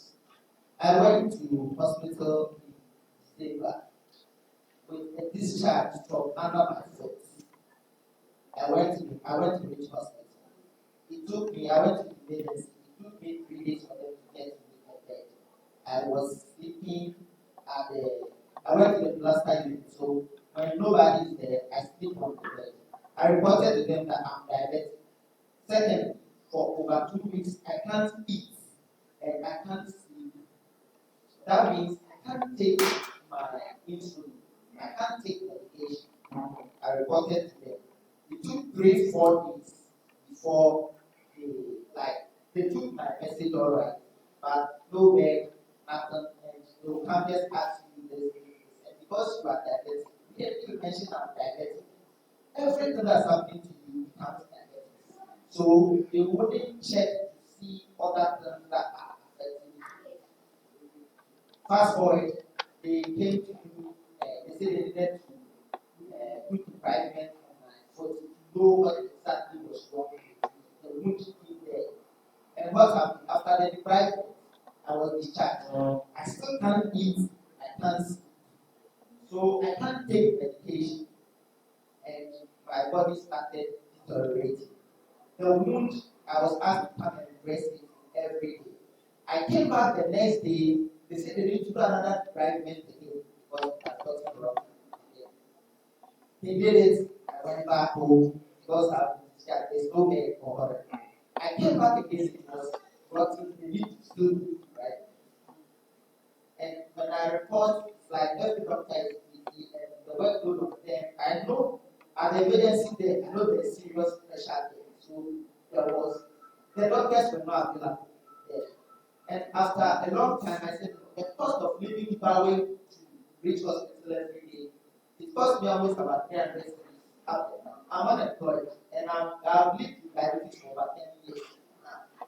So this cost, I went to Akawi, which is closer to Ibawe. I spent 1 month at Akawi. And during that time, my foot was always getting rotten. The people at the syndical place, they check the food and guess what? I tell you, I can't sleep, I can't eat. So they don't say that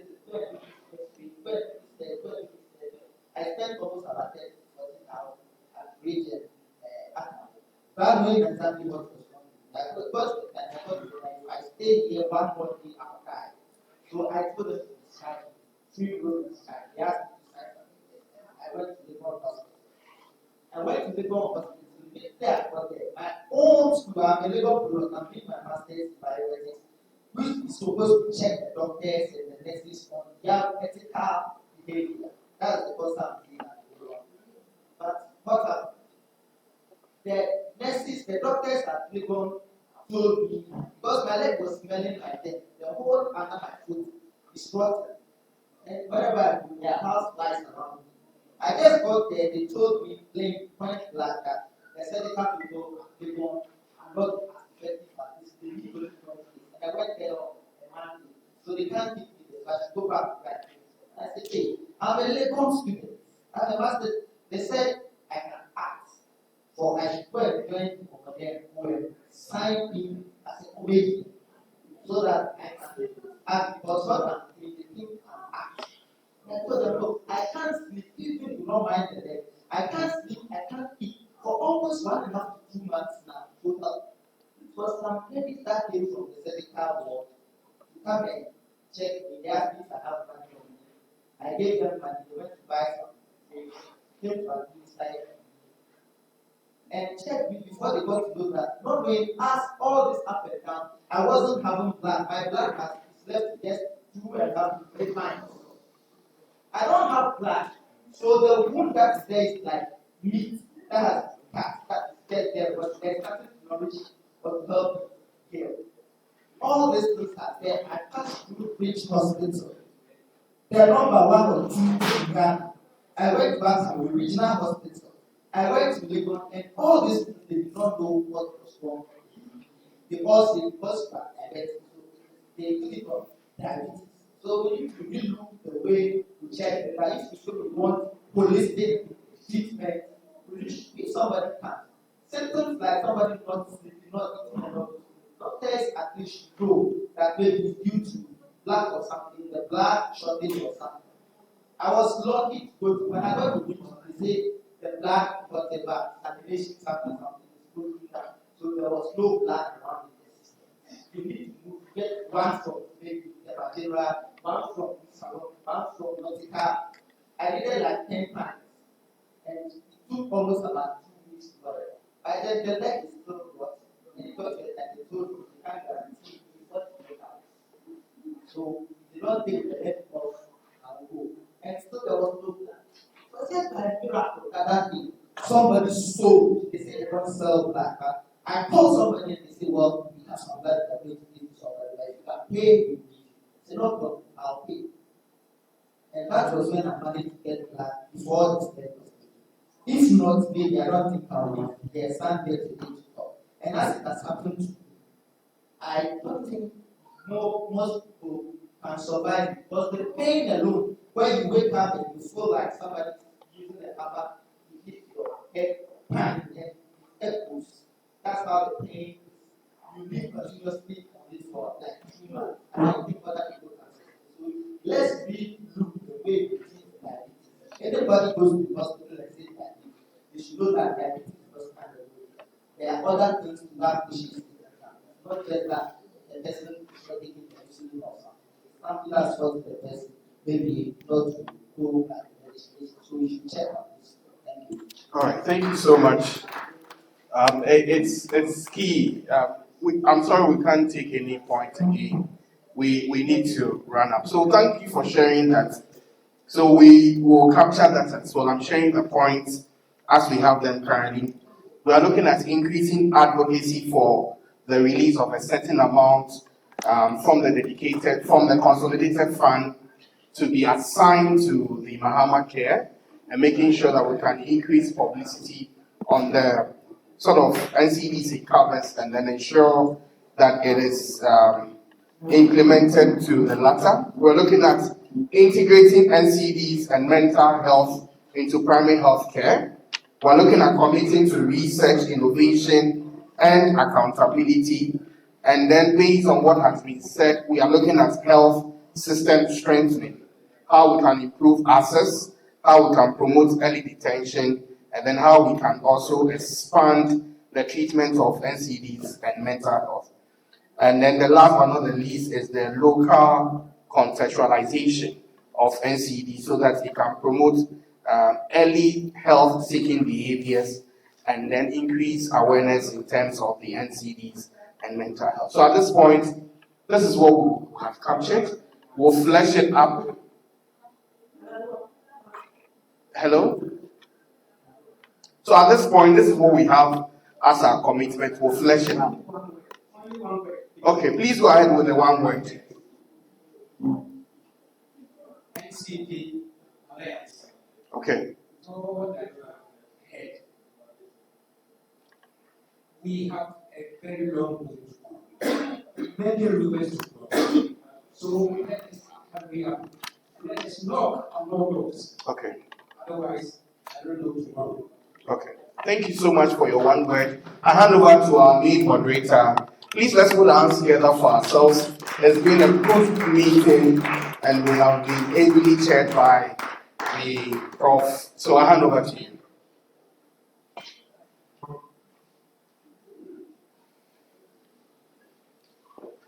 Thank you so much, Mr. Adams. And thank you so much, Mr. Adams. And I believe that, as we all agree, we've had enough of the talking. Every year we come here, we say the same thing. We are advocating. Government keeps on saying, "Oh, we've done this. We'll do this. We'll do that." But as Mr. Isel said, if you go to the hospital and you don't even know how to speak up, you will die. Even those who speak up are dying. And how much more if you don't speak up, you don't even know your way around the hospital. I think it's about time we move from how protocol is a protocol. Because health is not a privilege, it is a right. We are paying taxes, we are doing this, we are doing that, and we go to the hospital and we are treated like nobody. I think we need to, do more, as Daddy Abraham has said. We have a long way to go. We've come a long way, we still have a long way to go. And like I said earlier, the UNH is 80 years this year, and we are coming back every year to talk about the same issues. Maybe, please, out of record, maybe maybe that's what you understand, because sometimes you not experience it, you will not understand. So we'll keep on pushing until we get there. At this point, I'll call on the National Coordinator, Mr. Labra Musa. It's time to lead on NCDs, and so he has a very short job to do for us.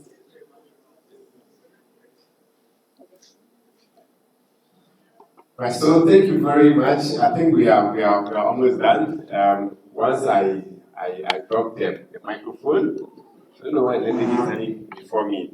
Once I drop the microphone, the chairperson will do the honors, and we are done. So briefly, yes, time to lead. Indeed, the time to lead is now. And then we say action on NCDs, definitely we have to be bold enough to, to drive the agenda. But let me thank you before we get the person who will thank you everybody for coming. And to say that in terms of next steps, I mean, from the Ghana NCD Alliance, obviously, let me say collaboration with other partners who are here in this room, and more specifically, I mean, with the Ministry of Health, we would continue to have this engagement. But more importantly, we will have another meeting called the post UN high-level meeting on NCDs. So the idea is that everybody is talking about that we need to hold the bull by the horn, right? We don't have to wait until things get worse. So right after UNGA, after the meeting in September, we will collaborate with the Ministry of Health once again to have a similar session where we would deliberate among ourselves what are the recommendations that have come. For a long time we have not had such a meeting where we would deliberate on declaration and look at how to reform Ghanaians on declaration. This time around, we are doing this 2011, 2014, 2018. We are not having such a session. We don't want to wait till that time. We don't also know when the next UN high-level meeting will be held. Indeed, let me say, in 2018, when it was announced that the next high-level meeting will be held in 7 years, we were all like, why? I don't know, commitment, like, we feel like, no, it should be as quickly as possible. But 2017, 7 years on, but within a short time it has come, and yet, not much commitment has been. So, we would convene again and then have a post-assessment and then possibly draw a roadmap on how, together with the Ministry of Health and other partners, we can implement, the declaration have been, outlined. So if it's 4 years before the next high-level meeting with the fifth one, we will drop a plan and then continuously we will be, checkmating each other and then getting the Ministry of Health to give us continuous, updates on how far the ministry is going in terms of implementation. When there are gaps, we prompt them. So that's the next step that we're going to have. The next one is the fact that we are going to, we're going to also have series of events on the Ghana Medical Trust Fund. I'm sure now we all know what the Ghana Medical Trust Fund is, right? The Mama Care that we all know. We're going to have series of engagement on that, and hopefully we'll do that on this show. Because we feel that not many Ghanaians are, know about the nitty-gritty of the act. So we shall reconvene and then obviously get a Ministry of Health again to walk stakeholders through the nitty-gritty, what are inside, how does even people live with NCD benefit from there, so they can take advantage of the system or the mechanism that have been encapsulated within the Mahama or the Ghana Medical Trust Fund Act. I think these are things that we'll be doing. And then also, you all heard that Ghana is also, working around the free primary healthcare policy, which is also being developed. Civil society have interest in that. We've not had formal engagement as of yet with the National Health Insurance Authority. That is, you were supposed to have been here to give us an update. They didn't come back. We see how we can engage them also to see how citizens can make input into the free primary healthcare, especially look at it from the NCD perspective, because many times when policies are developed, and if it's a general policy, and there's civil society working on NCDs, we don't do like we are doing. Is that a good way? Is that a good English? We must do like we are doing, otherwise, issues come up and then we don't see NCD properly reflected in paper. So that's an interest area for us as well. So we will also be convening some engagement on that, obviously working with key partners. Finally, I would like to urge, our development partners here, Novartis, Novo Nordisk, Roche, Pharma Access, and Clinton Health, Clinton Health Access Initiative, that will be coming so we can collaborate in raising some funds to be able to, monitor and engage in this space. Because if we shelve in our core, nothing will happen. On this note, I'll say thank you very much for the opportunity and thank you for coming.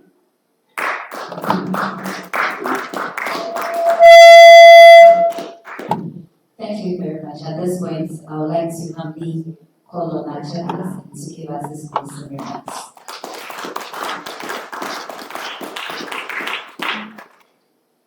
Thank you very much. This has been a very, very interesting meeting. Starting from the beginning, we've had a good discussion and also an outline of what we are to expect at the high-level meeting, the areas of agreement and then disagreement, the areas where there have been improvements, and then also from the keynotes. I mean, one of the things I actually took away from the keynote from the chief director, what he said was, global political declaration means little unless they translate into tangible improvements in the health of the people. I think ultimately we always need to keep this in mind. We also have looked at the civil society perspective and in terms of some of the progress that they have made in our country in addressing NCDs. We had a very powerful presentation from the Ministry of Health and what has been done so far. But the bottom line is that even though a lot has been done, more remains to be accomplished. And then also the ministry outlined the strategic priorities for the NCDs. And one of the things I actually noted was that there is some of alignment between the different stakeholders here in Ghana. So basically, it was fairly easy for us to kind of come up with our common commitments. Now, from the mental health perspective, I mean, it was mentioned that a lot of times mental health is sidelined, and it's important that as we move forward with the NCDs, we consider mental health as a twin. Now, looking at all these presentations, discussions, then we come up with the common themes.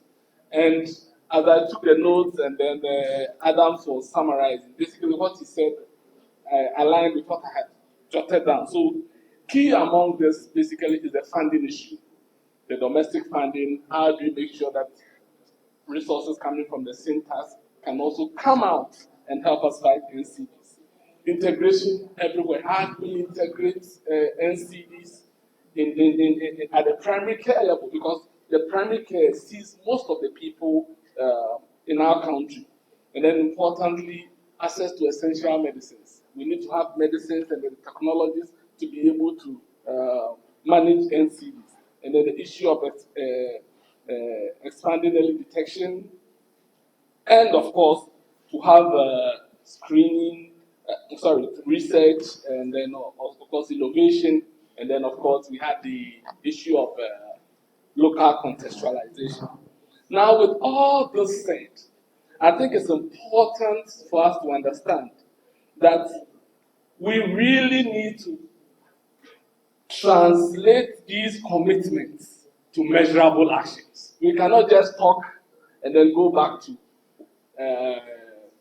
the normal things that we do. And then also, an overriding factor also has to do that with all these commitments that we make, we also need to look at the attitudes of our healthcare workers. This is crucial. And I mean, we had such a moving story. And that story is not isolated.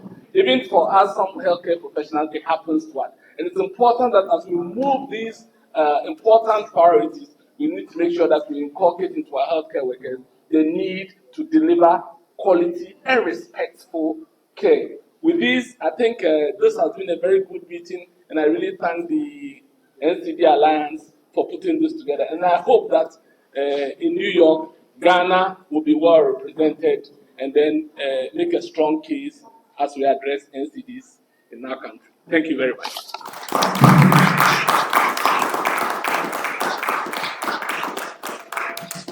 Thank you so much, Chairperson. In the account, they say, "Opedi Jaria, that is was." At this point, call on Nanaya to give us the vote of thanks. Thank you.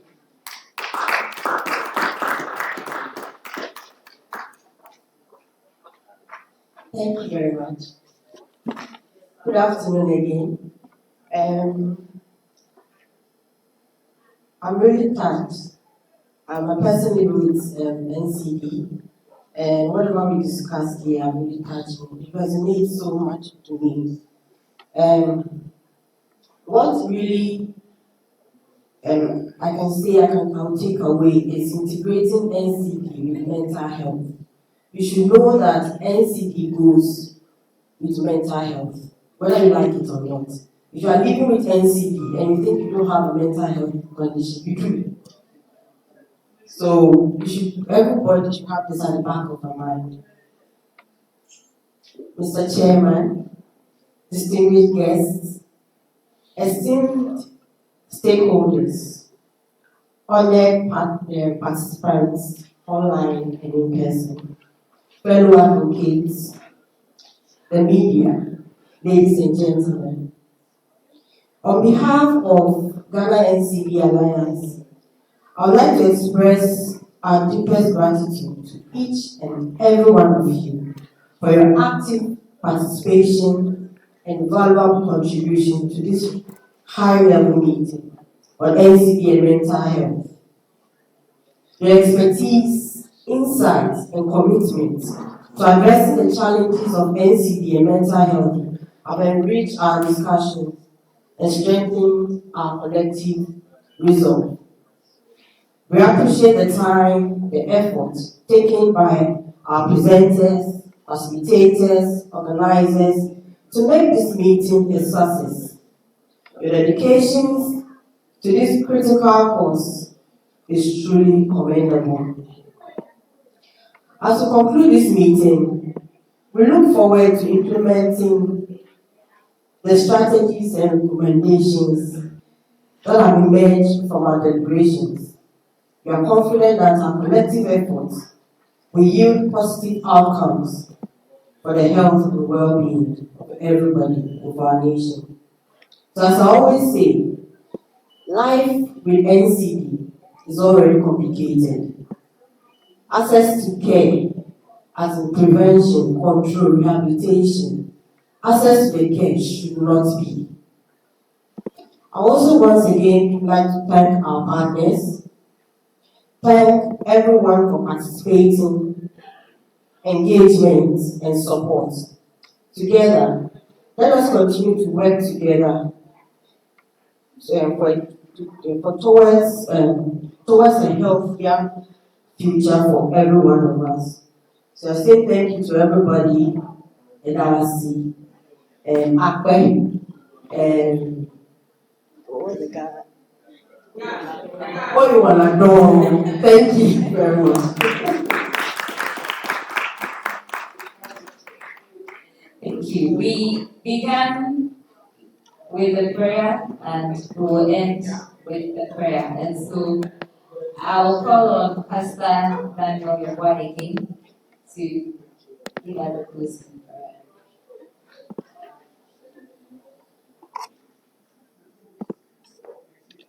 Thank you very much. It's been a very fruitful moment, and anytime I come around, I learn new things, I hear new things. And so it's been very fruitful. We want to say a very big thank you to Ghana NCD Alliance, and a very big God bless you to Mr. Labram for this great opportunity and advocacy. Please shall we rise on our feet and eyes closed. Heavenly Father, thank you for today. Thank you for how far you brought us. In the beginning, we call on you. Yes, you had us. You've been with us throughout. We pray, Lord God, that you grant us the strength, grant leadership the ability to be able to push that which you have laid on their heart. In the name of Jesus, we declare, Lord God, that this will not end here. That we will move from one level to another level to a higher level in the name of Jesus. We declare that whatever agenda that you have laid on our hearts to pursue, nothing will be a blockade. We declare that money, funding will never be a resistant force, but we declare that Lord, supply will come, strength will come, that you help us navigate our way through, that we will be able to bring good health to your people. We thank you, Father. I commit everyone present in your hands. I will declare, Lord God, safe travels wherever they came from. And we know that the next time that we'll meet, it will be victory, it will be glorious, all to the glory of your name. We In Jesus' name, amen. Thank you very much.